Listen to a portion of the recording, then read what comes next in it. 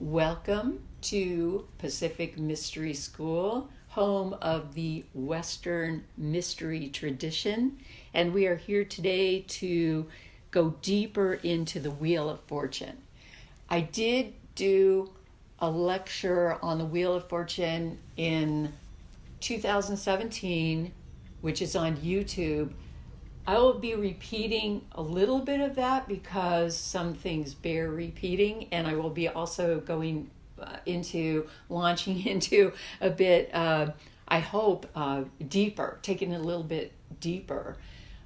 So 2017 was the year of the Wheel of Fortune, and also 2008. So those are transitional years.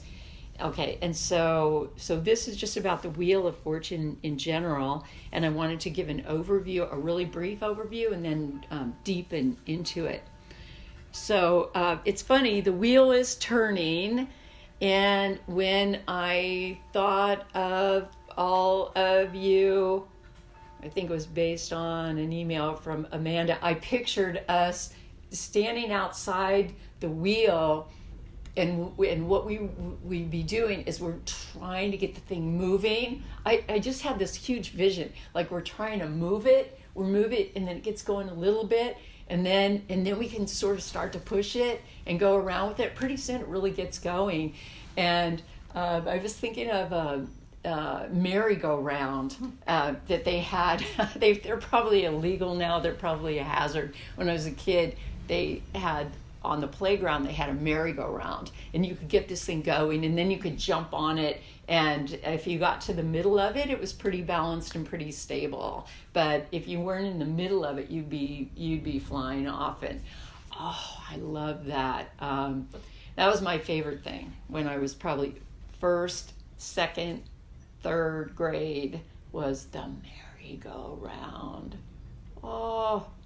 It was such a joy. Anyway, so the Wheel of Fortune is something like the merry-go-round. But what we want to do, sometimes it's really fun to be on the outside, like on the rim.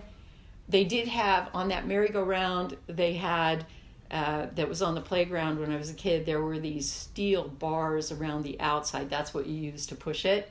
And if you sat on it correctly, I thought correctly, you could actually lean up against those steel bars and not fly off.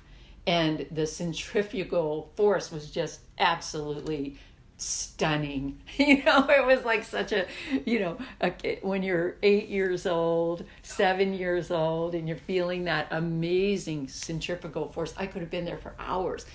So that can be an amazing experience. It turns really fast around the edges. But we, as spiritual students, what we want to do is train ourselves to be at center no matter what's going on. And even if it's spinning really quickly, we want to learn how to be at the center of the wheel. The Wheel of Fortune is, the Hebrew letter for the Wheel of Fortune is Kaf. It's called K-A-P-H, and it means palm. And it really means the palm that grasps it. And when you look at the letter, it's actually a palm that is bent. You can see the letter when you look at the card, and it is a palm that is bent. And last night I was thinking about it could also be a fist ungrasping, and it can also be a palm that holds loosely. And that's, that receives and holds loosely. The card is overseen by the Sphinx, and the Sphinx is a mystical symbol. When you look at the card, you see the Sphinx overseeing the card, and the Sphinx is going to represent a stable presence or a stable element in the midst of change. So no matter what is going on in these huge changes, like the big changes, birth, death, love, no matter what's happening, the Sphinx will help us find this stability and move through these experiences that we go through. The esoteric title of the card is Lord of the Forces of Life. Okay, so while all the forces are happening, we begin to move into, or I should rather say, our task through all these forces and changes, our task is initiation.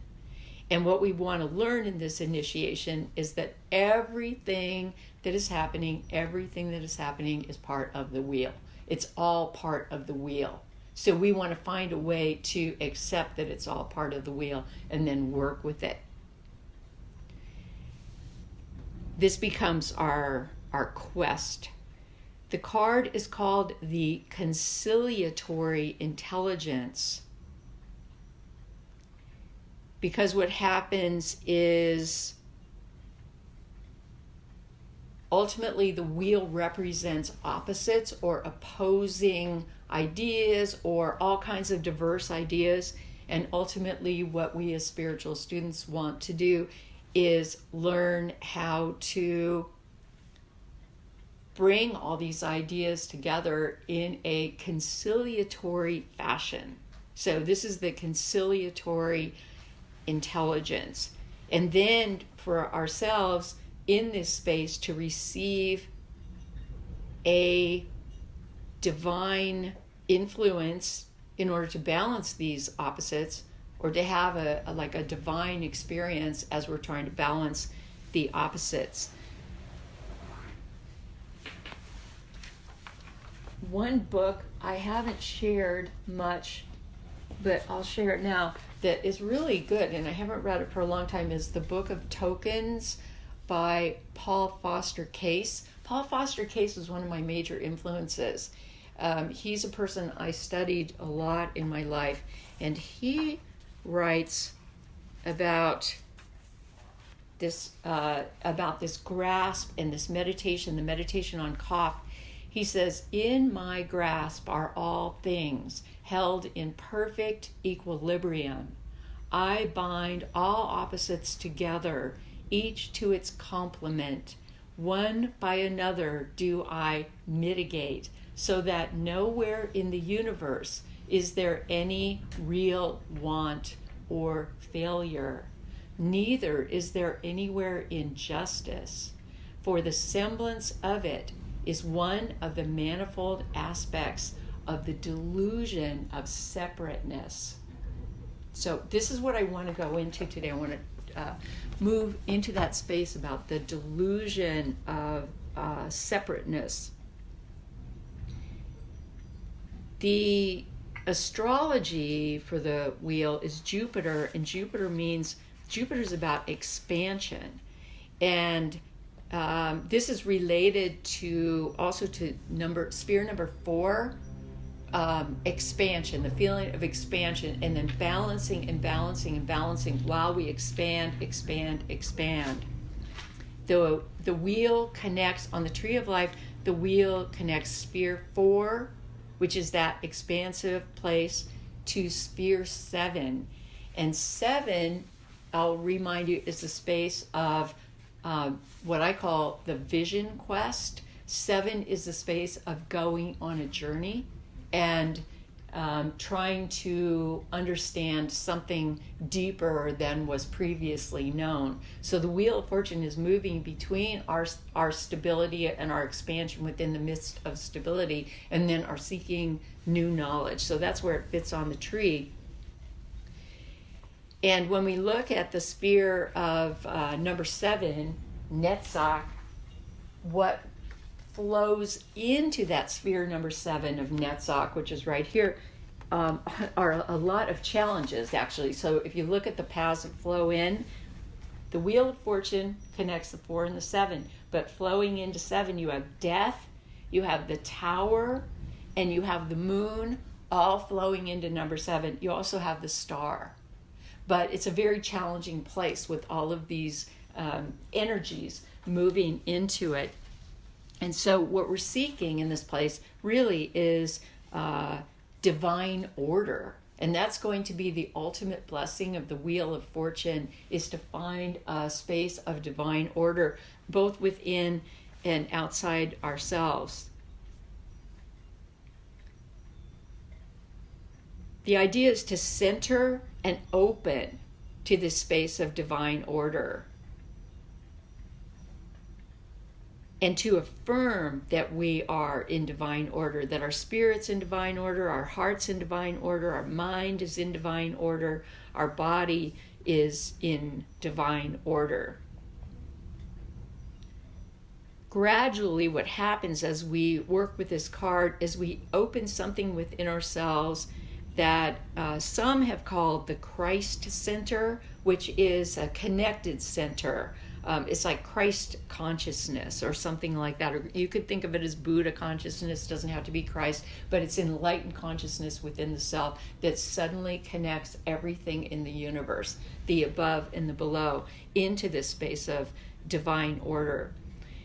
Until we can get to a place where we say, no matter what is going on within or outside us, where we can say divine order now prevails in all functions and activities. And there's a leap to getting there. There's definitely a leap to getting there. The key to making this leap is gratitude. That's really the major key, is to live in gratitude, to be in a state of awe, to give thanks. And then what happens is the vibratory pattern of opposites that is continually going on and in which we continually find ourselves actually can become our faithful companion, like where we feel okay with it, with all the vibrational opposites. And we just say, yeah, this is the way it is on this plane, this earth. But then we are no longer bound by the constraints of those vibratory opposites or pulled off balance by them, so that we are not centered in our own internal task. We are no longer bound by them. We are no longer bound by the rim of the wheel, because all of that's taking place all around the rim of the wheel. When that happens, the wheel of fortune becomes something like a prayer wheel whose very center is eternity. That is our goal, to reach the very center of the prayer wheel. The mature individual then becomes something like a wheel rolling out of its own center. We can observe, we can take in, and in our greatest maturity, we can hold all those energies. And I'm not saying that means we don't act on those. We have to act when we feel called.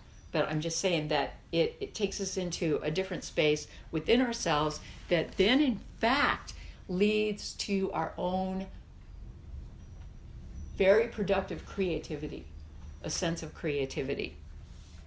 Because what we do is we can learn to blend these opposites into a complementary system. Then the work of ourselves as spiritual students becomes strength. I said strength. That isn't the word I meant to say. That's so weird that word just came out. I meant to say faith. Faith. So it's the strength is in the faith, but I meant to say faith. That beats me where strength came from right then. Our work is strength. But really, if we bring in the strength, that is the number 8. And that also is like the balancing of opposites. But faith. And then what happens is it strengthens our judgment. It strengthens our love. It strengthens our power.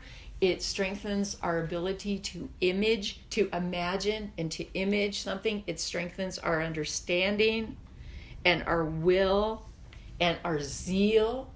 That is our drive, our ability to release that which no longer serves and to enter into the divine life. So that's basically the overview of the Wheel of Fortune. That's like, it gives a sense of what this card is. So when we think about the wheel, so the Wheel of Fortune is all based on the whole idea of the wheel, right? Just what is the wheel? So the Wheel of Fortune is kind of like the luck of the draw. And for Westerners, basically Westerners see this as subject to chance And Westerners believe strongly in getting lucky breaks, and that life is a crapshoot. This is a big part of Western consciousness. For Easterners, making a broad generalization, but for a lot of Easterners, there's no such thing as luck. It's rather karma. And looking beneath the idea of luck, actually, they think a lot of people think the idea of luck is kind of immature from an Eastern perspective. That and that there is, in fact, a linguistic connection between the words luck and lux, L-U-X, which means light. And so from an Eastern point of view, and we don't talk about this that much in the West, no matter what is happening, we learn how to make our own light. And so part of the lesson of karma is to learn how to be still within circumstances, no matter what is going on. So that has to do with karma more than luck, because no matter what circumstances we're in, we are going to move it forward from a calm place. So as it turns out, then the wheel becomes a symbol of evolving destiny.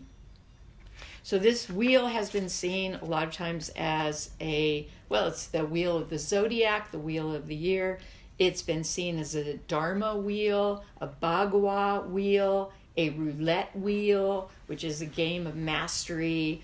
And again, the wheel as a symbol of evolving destiny. And the path of the Wheel of Fortune is a path of realization of our true destiny. That's really what it's about, bringing our individuality into alignment with the larger forces and forms in the field.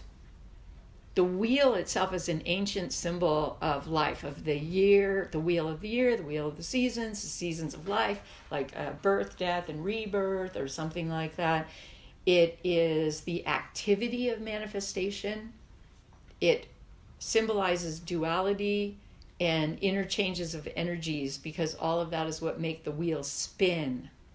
Counterpoised pairs of opposites. It's all about rotation and sequences, beginnings, endings, beginning again, periodicity, rhythmic activity, and vibratory patterns of being and becoming. So these wheels, this is all the things that happen to us during the life cycle. And a lot of times it's marked by ceremonies and vigils, which are part of the wheel. I won't talk about that right now. The outer edge of the wheel turns very quickly, and our task as spiritual students is to move to center, where the wheel is turning very slowly. There are also horizontal and vertical wheels that we can imagine. So in terms of the horizontal wheel, everything's going on outside of us, spinning horizontally, and we want to be in the middle of that. But there's also a vertical wheel if you turn it upright, and essentially we want to be in the middle of all the possible spinning wheels. Actually, I just had this vision of an atom and the nucleus of an atom, and then it has all of the electrons spinning around the protons at the center. So just picture that. All of those things are spinning in all these different directions, but they're all going around the center. So we want to be right in the center, and the mystery becomes very gyroscopic, like a gyroscope, because it's moving and it's constantly regaining its balance. I want to mention the Wheel of Fortune in the time of Dante. This is the Middle Ages. This is like 1265 to 1321. That's Dante's period. Because I think it still applies. The wheel that was often depicted had 8 spokes on it with 8 pairs of opposites, and I'm interested in those pairs of opposites. They were and are poverty and riches. Those would be across from each other. Poverty and riches, war and peace, passion and patience, glory and humility. So I'm just putting that out there because I think it's interesting to meditate on those conditions that exist, and then the wheel's always turning. So, for example, the one of the aspects of the pairs of opposites I was thinking about later, and I don't want to really go into it right now, but I just find it interesting, especially from the Middle Ages, is the movement on the wheel from prince to pauper. And there are always the stories about the twins and who is which one, or they're switching positions, and things like that. So that's all part of the you might call it the mythology of the Wheel of Fortune. And that's food for thought right there. If we want to think about this as related to the Tree of Life, we could also think about the 4s and 5s on the Tree of Life is, in a sense, being pairs of opposites. So, for example, the 4 of fire is a stabilized spiritual space and experience, and then the 5 of fire is called struggle, and that may be like a crisis of faith or something like that. Or the 4 of wind, for example, is mastery, but the 5 of wind is fear. And so you can align, or in the earth, that's an interesting one too, because the 4 is power, and then the 5 of earth is the complete breakdown of everything physical. Could be illness, it could be any kind of catastrophe. So you can also align those. So what happens for us in working with this card is we start to move on a quest to overcome getting caught anywhere on the outside of the wheel and begin to balance these energies. Our quest, because most of us don't realize we don't even know that we're on the outside of the wheel until we start to get dissatisfied with something. And then when we're really dissatisfied, it sets a quest in motion. And this quest usually begins with a feeling of unidentified yearning that we haven't even named yet. But it's like we're reaching out to grasp. So that's part of the symbolism of the Wheel of Fortune. We don't even know what we're searching for at that time. We don't even know whether this thing exists. We don't know what the thing is. We don't even know what it is. We enter the path though. We enter the path as a seeker, and we say, okay. And then the quest becomes this deep inner quest. And this urge can come at any time. But it is very typical that this urge happens with us in middle age, after we've accomplished several things. And then we start to say, say what? Like what is important? What is important? Once we get past the midpoint of physical life, we may have a feeling of dissolution, that our personality changes, and we become more disposed to think of greater existence and less distracted by our ambitions and our desires. Some of this is coming out of what I'm sharing with you right now, is coming out of Gareth Knight, who is also a person who I have studied and learned a lot from. I think Gareth Knight is a wonderful author. He talks about the search for the external grail, but then what happens is that search for the external grail for us becomes the search for the internal grail. And so we're trying to find the answers within instead of without.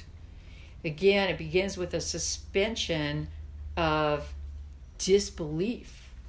So we start to suspend our disbelief, and then we start moving into becoming more independent of the, what would it be? the requirements or the things that we've created or the things we're trying to live up to, or maybe our socialization, something like that. We become more independent of that. We become more truthful. We become less selfish, and we become more devotional. And all of this is leading toward a greater connection with the universe, which leads to an opening, you might say, of the cosmic womb. And we will return to that in a minute. Okay, so our personality then begins to connect with our higher self. Okay, and again, just to point out, I already mentioned this, but the Wheel of Fortune, the actual path of the Wheel of Fortune on the Tree of Life connects the fours, so that the four is all about expansion and stabilization, to the seven. And the seven is going to be that quest. And when we start to enter the depth of that quest, that's where we open. It's like we open to receive,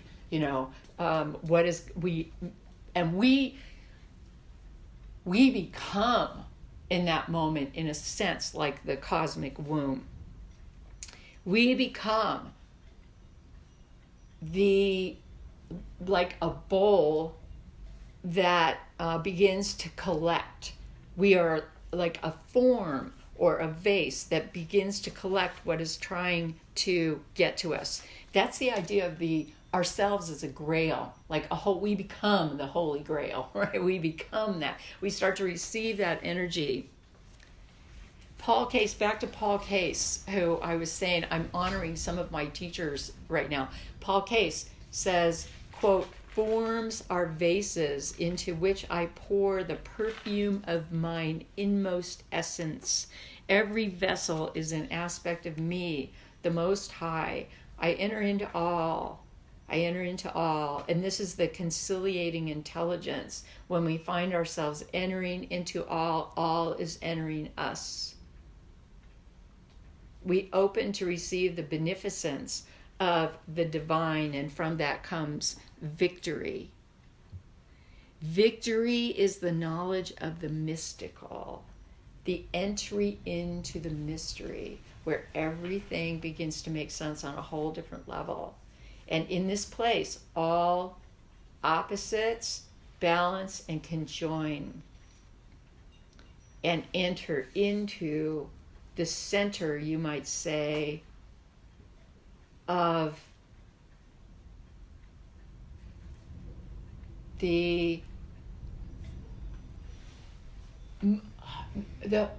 enter into the center of this vibratory energy that we are calling chi, akasha. There's so many different names for it, prana. And so we enter into the heart of that energy. And this is at the very center of the Tree of Life. This is where our quest actually takes us. When we get to this place, we wind up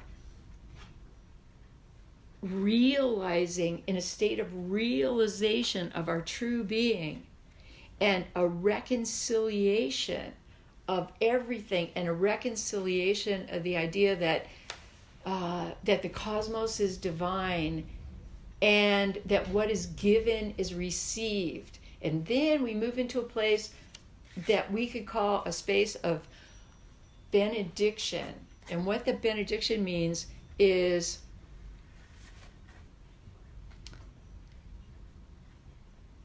that we become able to give our divine blessing to all things. First, we recognize the dearth in our own soul. This is like poverty in our own soul. And we also recognize the wealth and the riches in our own soul. And when we can bring those together in the center of the wheel, then we're receiving this kind of magnanimous sort of energy.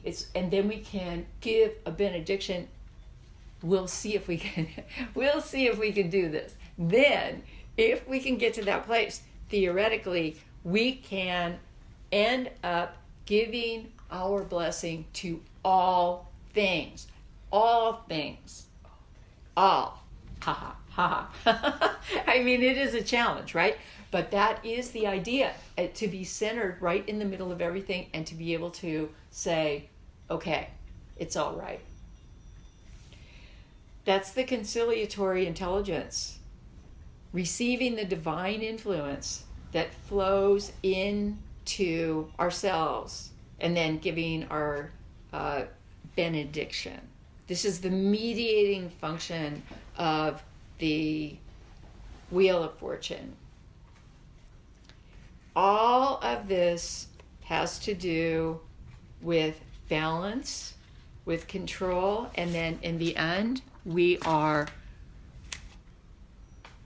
entering into a mystical life. So the Wheel of Fortune is really key here. It's really critical for that.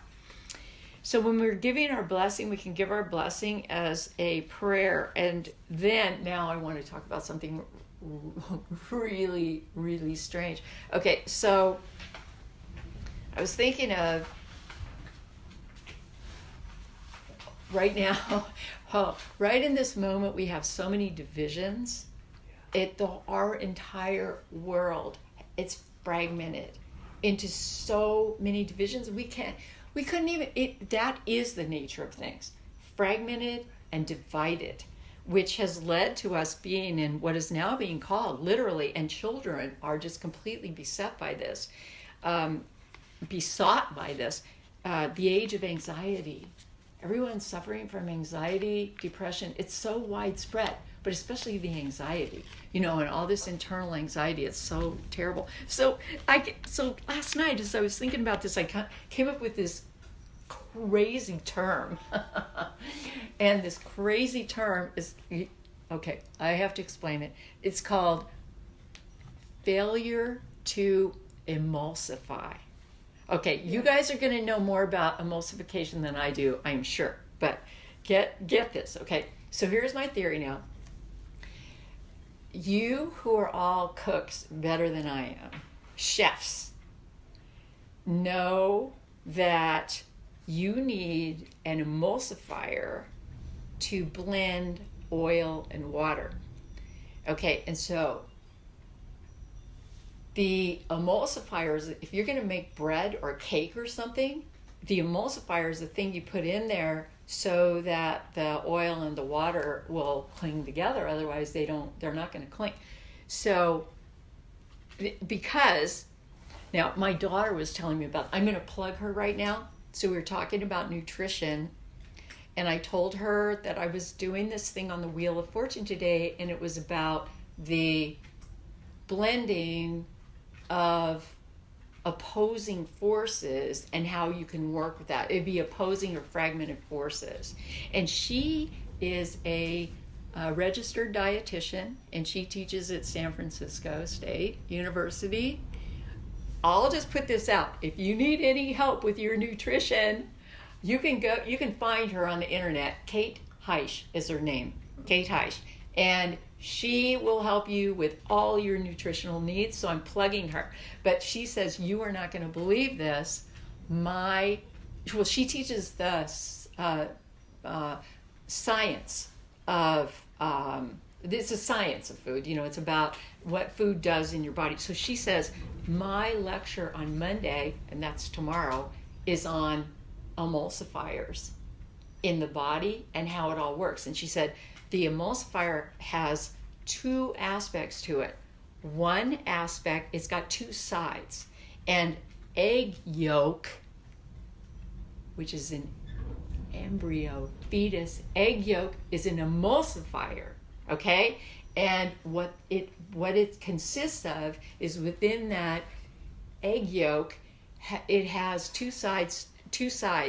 One is called hydrophilic, and that means hydrophilic means love of water, and the other side is hydrophobic, and what that means is it can't bond, so it repels. In a sense, it's afraid of water.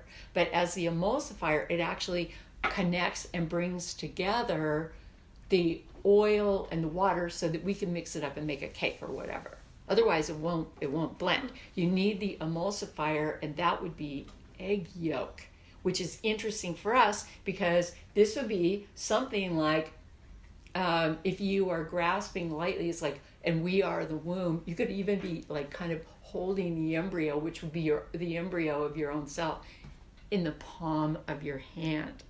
Okay, so now I'm coming up with this thing. Here everybody's arguing, and we're living in a state where politically everything is broken down and everything's arguing.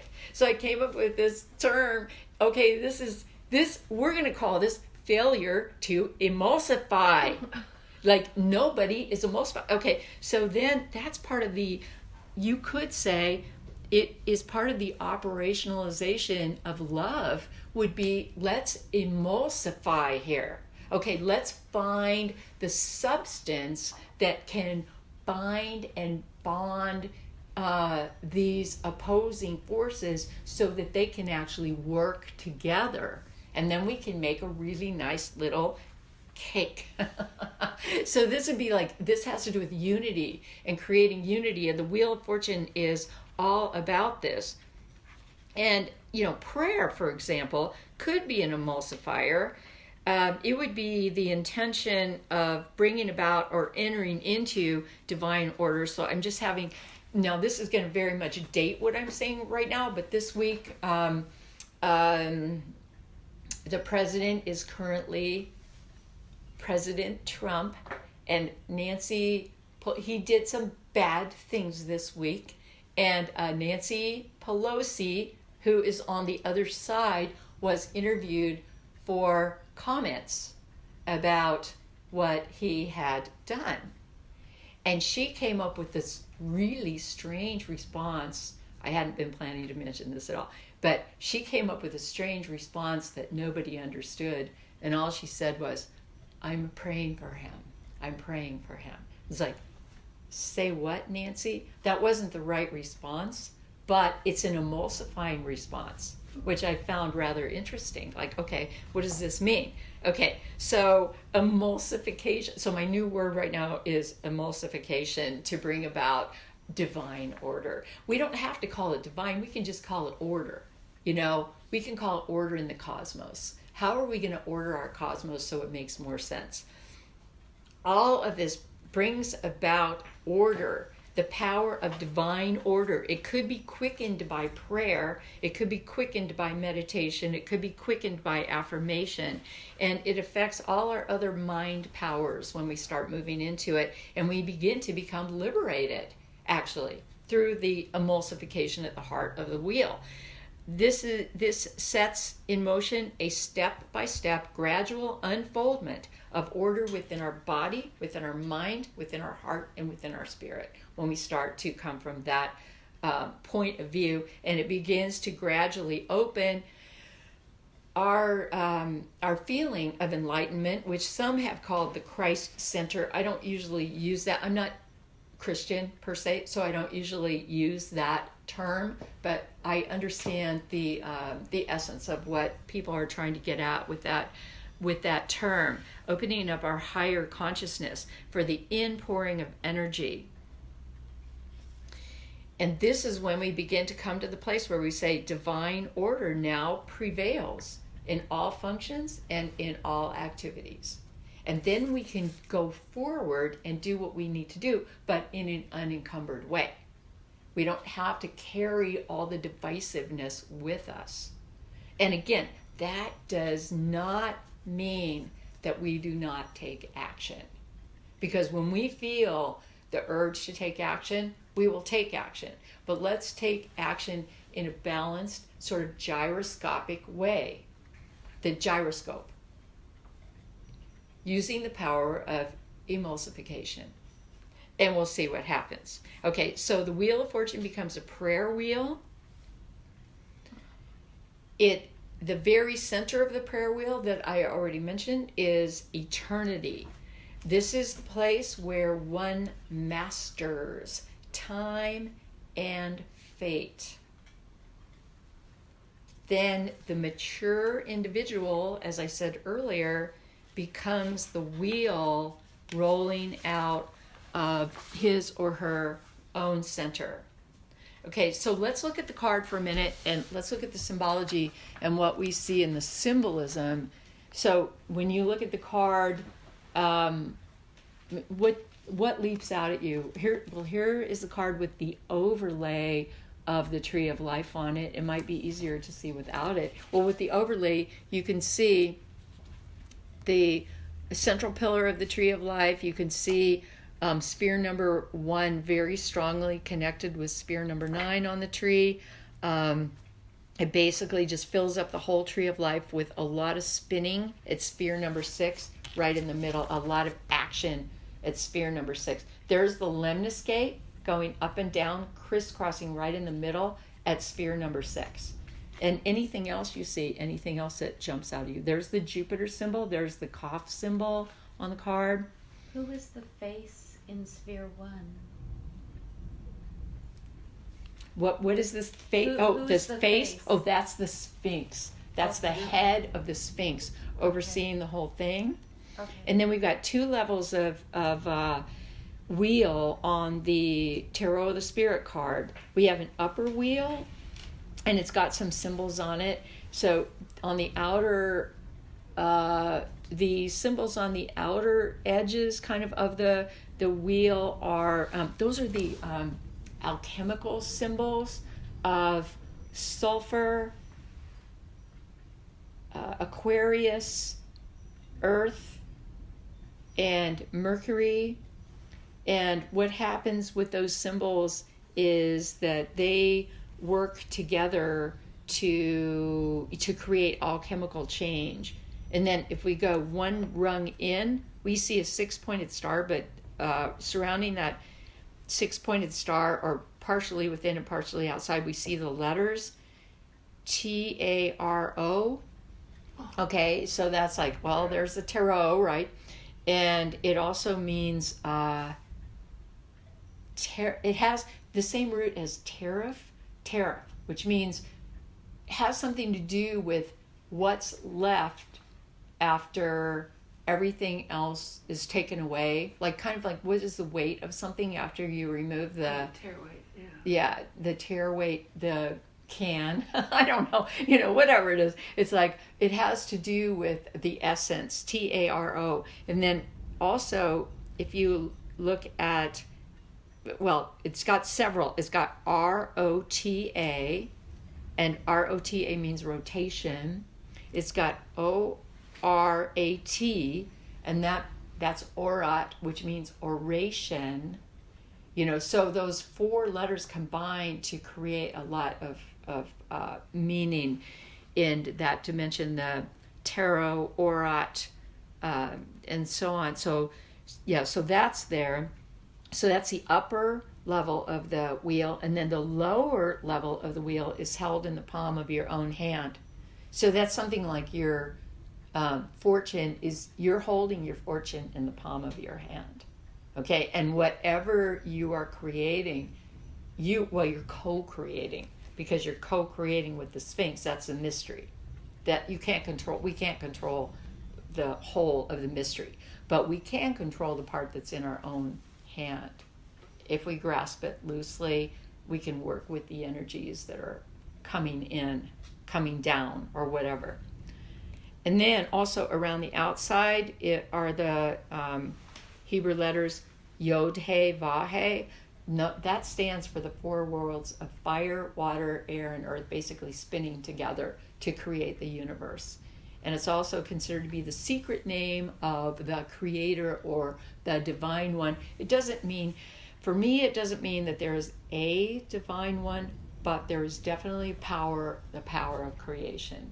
And however we are going to interpret that. I mean, I'm avoiding using the term God. I rarely use the term God, but I definitely, I'm using the term divine. I notice overusing in the last several minutes, because really that's a value judgment. You don't even have to think of it as divine. It just is what it is. It is what it is. But if we think of it as divine, like a divine cosmos, instead of a cosmos that's not divine, the result of that is we treat it differently. Because if we think of our earth as divine, we don't treat it like it's made of resources for us to use up. It changes our attitude, right? To use the term divine or sacred. If we say the earth is sacred, we just have a different feeling about it. Yeah. So, okay. I wanted to talk about talked a little bit about the Wheel of Fortune connects the 4 and the 7, but I also want to talk a little bit about the connection between the Wheel of Fortune and the Magus and the Sun, number 19. So the Magus is number 1, the Wheel of Fortune is number 10, and the Sun is number 19, and those are all connected numerologically, right? Because 19, that's the Sun, 1 and 9 is 10. That reduces to the Wheel of Fortune, and the Wheel of Fortune is number 10. 1 plus 0 reduces to 1, the Magus, but 0 is also involved there. So I put out for you to look at on the altar, I put out the Fool and the Magus, then the Wheel of Fortune, and then the Sun. Because something that's so interesting to me, when you look at the numerological relationships between in the major arcana and how they reduce like that, each set, there will be either 2 or 3 cards, and in this case I have out 4 cards. They create an actual, like a reading. It's actually like a reading. So if you go back to the Magus, you say that, what is the Magus? Okay, first of all, if you go back to the 0, the Fool is the field. The Fool is the unknown. The Fool is the 0. And then out of the Fool comes the Magus. The Magus is the 1. All of the energies centrate into the one being. Then the one being has the experience of all of these things happening, that all of these diverse, crazy, wild stuff that happens that this person, I'm going to call it this person, steps into. And then the person's task becomes to reconcile, like try to figure out what is going on here. Where am I? What did I just wake up into? I'm talking about planet Earth, and all of this divisiveness and all this insanity and all this craziness, which would lead any normal child into a state of total anxiety. I mean, how could anybody survive this, right? So over time we learn, and then we'll hit our midlife crisis, or whatever you want to call it, probably after midlife, after we've accomplished some of the stuff that we set out to do. Then we hit that crisis and we say, wait a minute, what is this whole thing about? Then we find ourselves seeking a higher path, which results in eventually the Sun. And the Sun is the card of spiritual realization. So when we hit the Sun, that it's like, well, that's where we become, on the card, the people are naked and they're very young. Okay, so what happens is, that's where we begin to throw away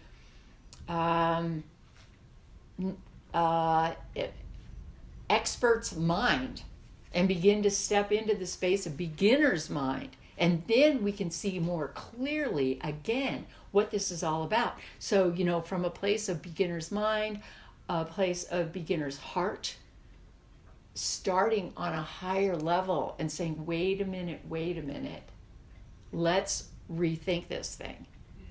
And so that is moving through that space. And so that's why I put those cards out. And when I put them out for you, I actually put out, instead of putting out the Wheel of Fortune from the Tarot of the Spirit, I put out the Wheel of Fortune from the weight deck. And the reason I did that was because I've told this story before, but I was putting myself in the position of being the Magus.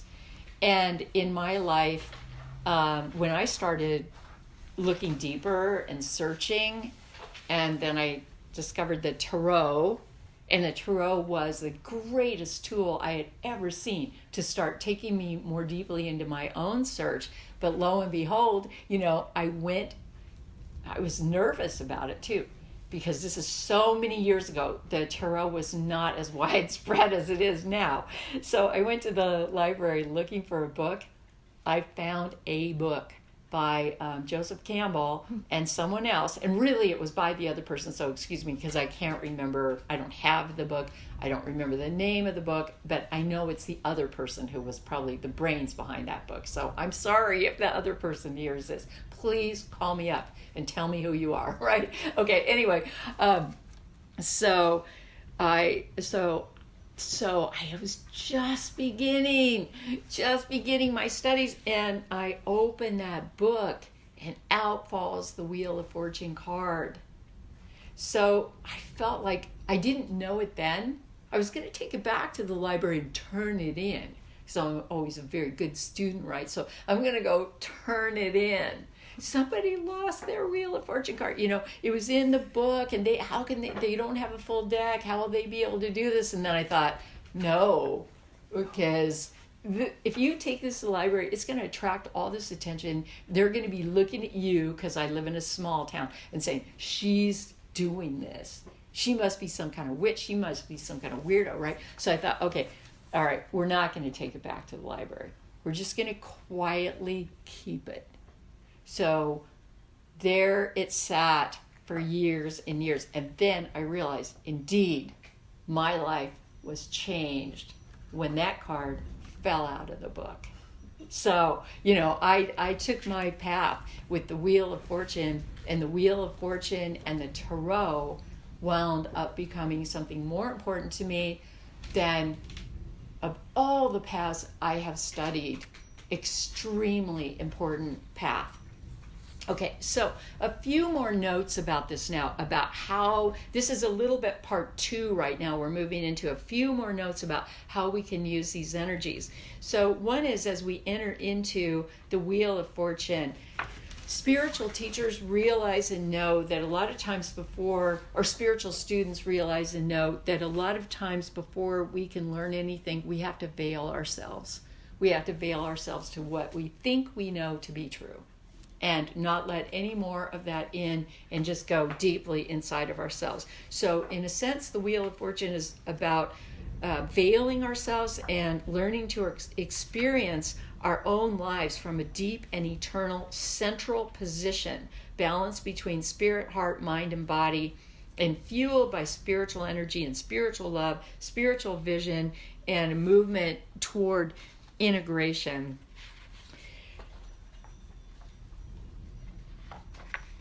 Okay, so I have four meditations. We're not going to do these meditations, but I just want to share them with you. So, but you can do them. You know, you can do them. So the first one has to do with centering in spiritual energy. So how would you do that? And here is where we first receive that spiritual call. That's where it's like a quest that we want to go on.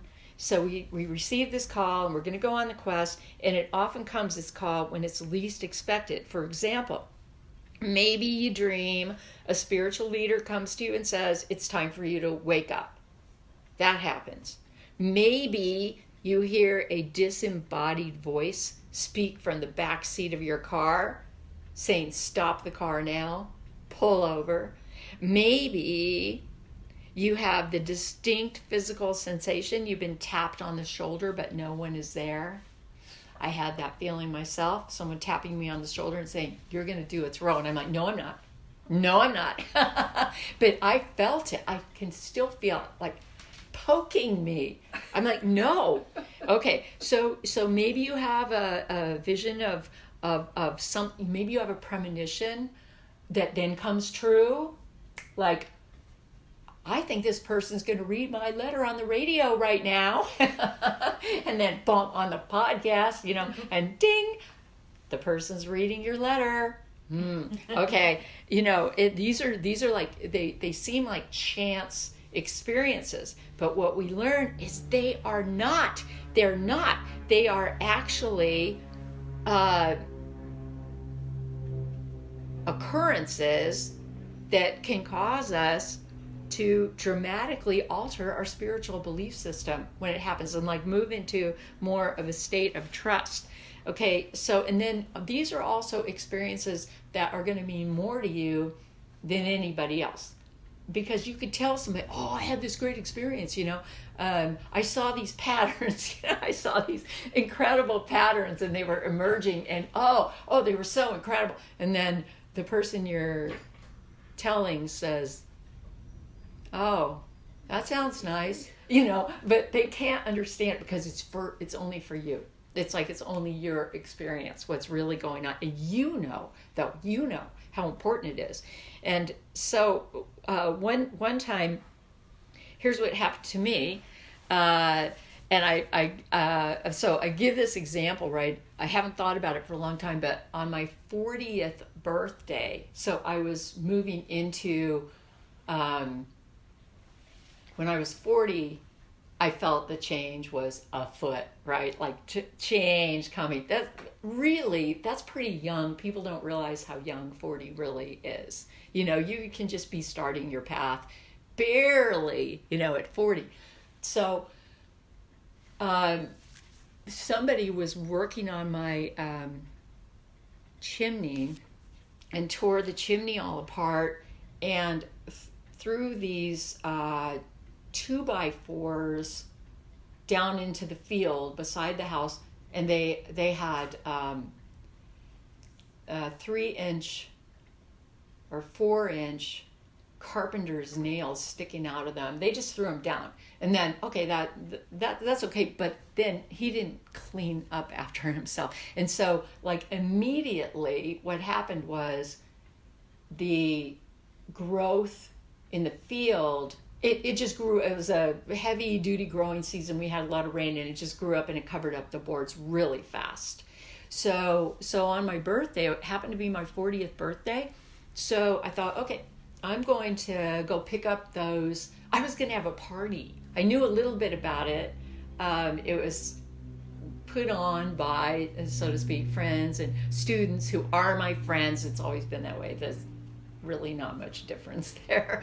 Anyway, so I thought, I'm going to go pick up those boards before I go. So I walked out into the field, and I had on my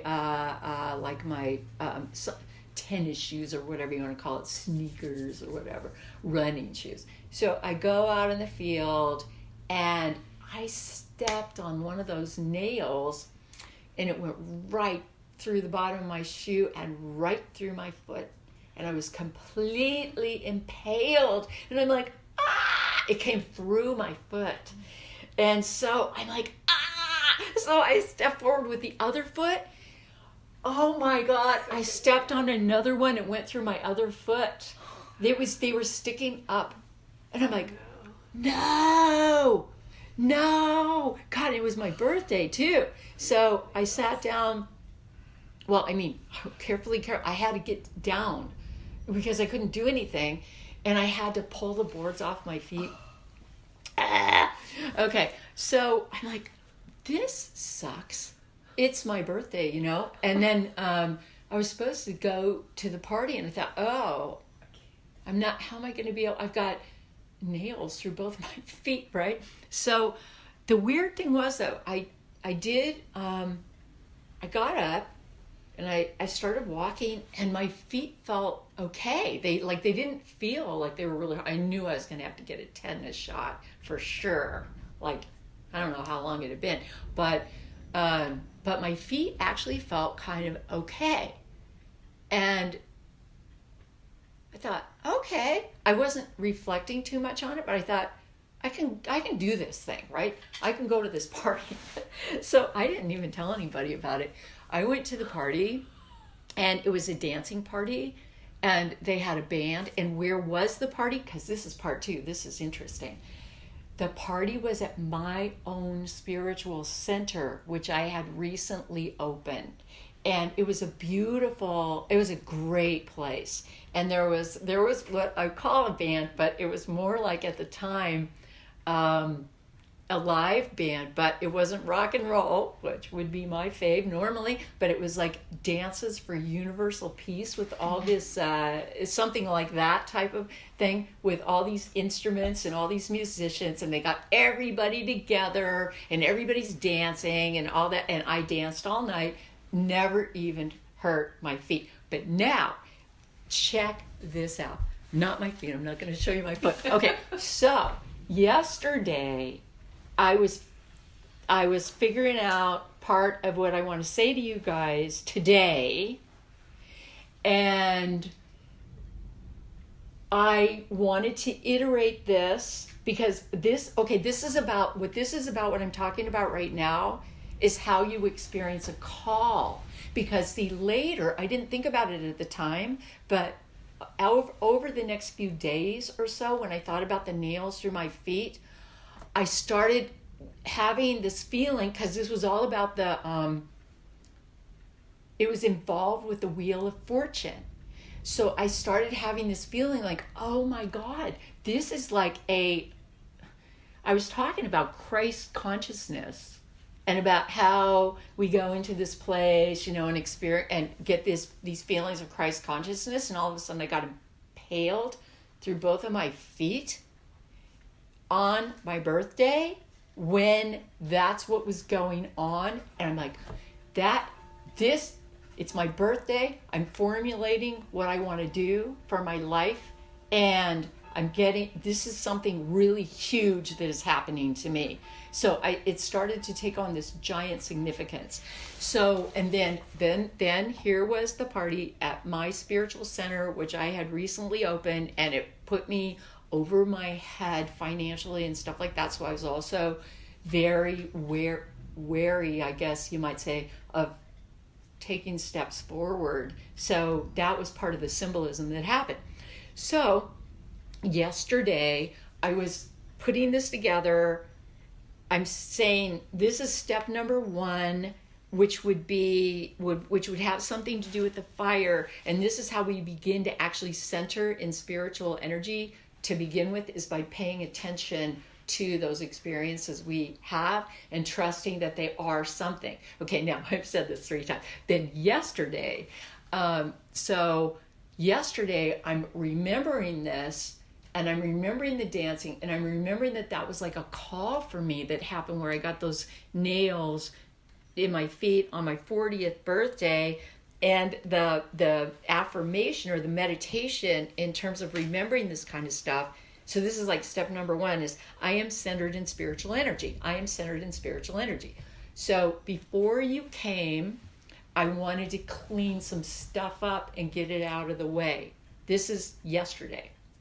So I had a bunch of stuff sitting around, and one of the things that was sitting around was a news magazine called The Week. I don't know if you guys have seen it. Okay, it's just some news magazine, right? So I thought, well, I'm going to flip through that, throw it away, because it was the current one. But I was just trying to get stuff out of the way. So I'm flipping, and at the very back of it, so it talks all about politics and what's going on all over the world and stuff like that. So at the very back, they have, this is yesterday, it was the current one. So it was dated, I looked at, the date of the magazine is September 27th, 2019. I get to the back, and in the back, which I never normally read, are 3 pages usually, or two or 3 pages of interesting real estate around the world. Okay, so they have these really expensive places, and there is one I always look at. It's called the Steal of the Week. This is a weekly magazine. So they have a Steal of the Week, and I always think, I want to buy that because it's some really cool thing for, $100,000, right? And I think, that'd be cool. Okay, get this. I'm flipping, and here it is at the very last page. Best properties on the market, and I'm preparing for today. And this is from the United States. They got the 6 best properties on the market. Property number 2 is Montera, California. That is my spiritual center where I was dancing all night on those nails when I was 40. That's where it was located. And there's a cupola, you will see, I'm showing you the picture right now, on the top of the building. It's called Montera Gardens, or the old Montera Schoolhouse. That's where my center was. And my office was in the cupola on the top of the building. And then I had a big space which could accommodate, 100 people or whatever, in the old schoolhouse. So yesterday, as I was preparing this for you with the first stage, saying here's the first stage, which is to trust these things that happen, and then I am centered in spiritual energy. That's the fire. That's the affirmation. Here comes my first spiritual center, and me dancing in that building after those nails had gone through my feet. And I'm like, okay, what is going on? What are the okay? I was completely blown away. Okay, now I'm going to go to step 2. So I'm going to go step 2, 3, and 4, and then we're going to end. Okay, so that's step 1. Is like, pay a freaking attention. Pay attention. Pay attention. Wow. I mean, it's unreal what happens to us. We have to trust our experience. And this is where people were mentioning earlier, faith as being the key. That's where the faith comes from. And I think if there's one thing I've learned, and one thing only on this path over the last 30 to 40 years, especially, it's faith. Number 1, it's all okay. And that's where we can move into that conciliatory intelligence and say, okay, we may not get the whole picture, but just trust that the whole picture is happening, and then stay centered in the eternal moment. That's our work as spiritual students. So the next meditation would be, that's in the world of water. The first one's in the world of fire. That's trusting all those synchronicities. So then in the world of water, this is where we begin. First, we hear and respond to the call. And then a lot of times that call is going to be associated with these so-called like pleasing physical sensations. And here's where we, quote, receive the spiritual spark or flame, or we feel the internal movement of kundalini or chi energy, or our hair stands on end, we get goosebumps. That's recognition, right? That's the recognition. We enter into the akasha, the ether, the electric energy, the heat, or the light. Okay, and this has often an emotional component to it. And this comes to be the liberating sensation of universal love. That is what we are touching into. And then our task is to retain the highest spiritual perception, no matter what experiences are placed in our path. Try to retain that energy. Okay, and so the first thing is to place ourselves in this position, and when we do, and we finally have these kind of synchronistic experiences and so on, it's like digging. Well, I've always asked people, stand in one place and dig deep, because if you keep, a lot of people will go to like weekend workshops and they'll just keep going to them and they never get anywhere. But we kind of stand in one place for a while and just keep digging, we will finally hit the aquifer of ourselves, like the water table deep inside ourselves. If we stop just moving quickly, we'll find it. So, and once we hit that aquifer, it is like an experience of spiritual bliss. That's that kundalini energy flooding up, and we can feel that energy flooding, and that is so exciting.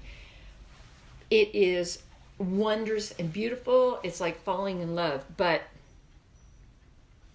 digging to get there and staying in one place isn't necessarily a sensational experience. So we have to keep ourselves on the path before the path starts to perform.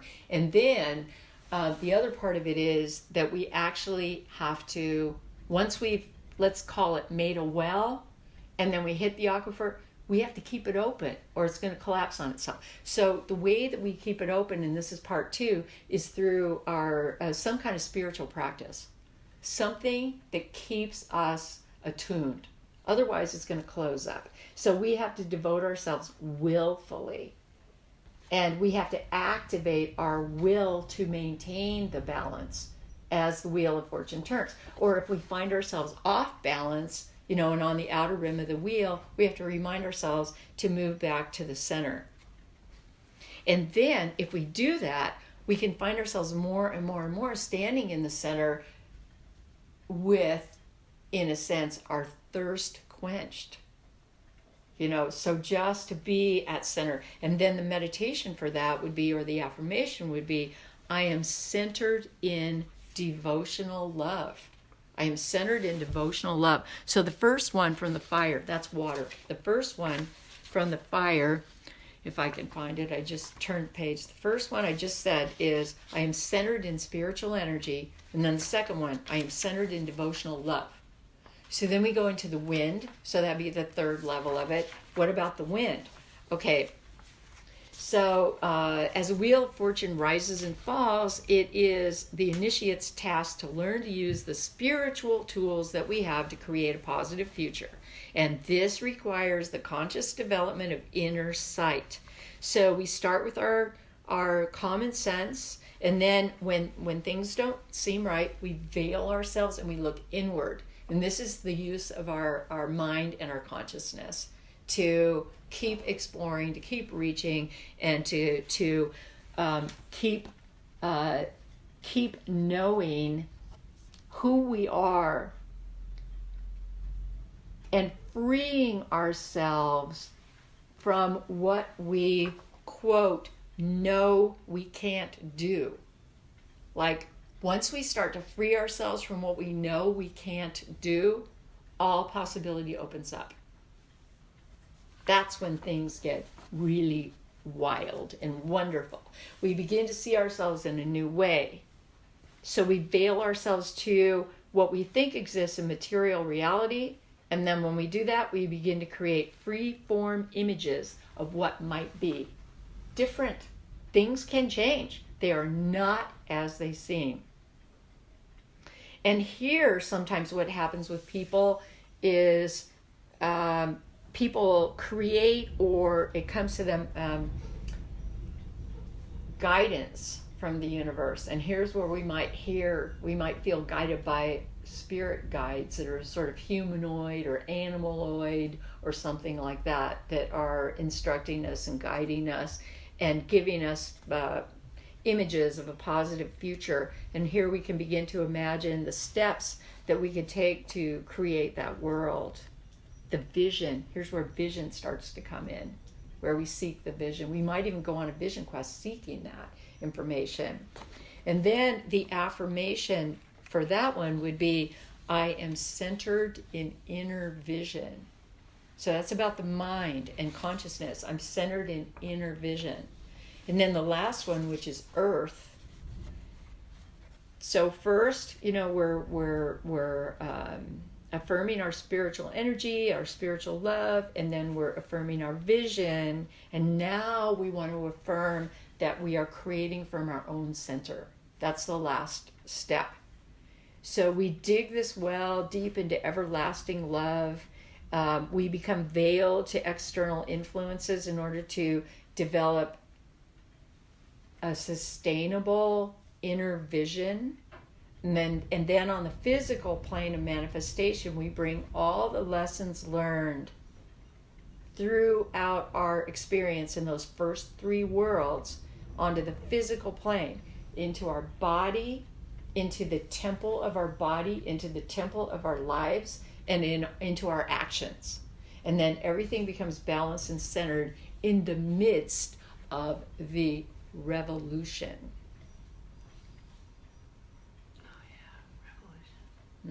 A turning of the wheel. Okay, so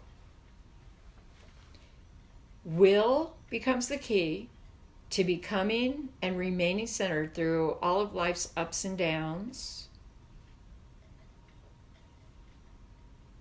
And then bringing this spiritual energy that we discover, the spiritual energy, the love, and the vision into our bodies is the key to removing the dysfunction that we experience, whether it's physical, mental, emotional, or spiritual. However, we just need to remember that dysfunction will remain until the karmic cause is discovered, acknowledged, and integrated. And we'll talk more about that when we talk about karma. Right. So we do need to look at cause. We need to look at cause and effect as well. And then what we do is we become the cause of what we want to affect in our lives. But if we're sick or something, we do need to look at the cause of why. And that the same will be true for all the pairs of opposites around the wheel. So the initiate at the center of the wheel becomes the unmoved mover in the act of co-creating the universe. Life circles around. The initiate watches and listens and learns and creates an ever more balanced life and creates in ever more beneficent ways. Earlier I was talking about the idea of benediction, giving a benediction. We are far more capable of giving a blessing when we are coming from this deep internal space, that we might even be able to bless something that seems so far out of order, so crazy that we can barely understand it. Then we could move into, I can't say too much about this because we have to come to an end now because I've been talking a really long time. But what we can move into from this point of view, for example, would be a blessing way or a coming home ceremony. And for example, with I was just thinking of the Navajo, they had a blessing way ceremony, very interested in the way they handled it. If somebody did something wrong, hurt someone, stole something, could be anything, something wrong, morally wrong, the solution would be not to lock that person up, but to bring that person into a healing environment and continue to bless that person until that person finally felt the blessing and that an internal healing had occurred. You know, working with the shaman, so to speak, until the internal healing had occurred. And I think that's a lot for us to think about. That's the power of emulsification.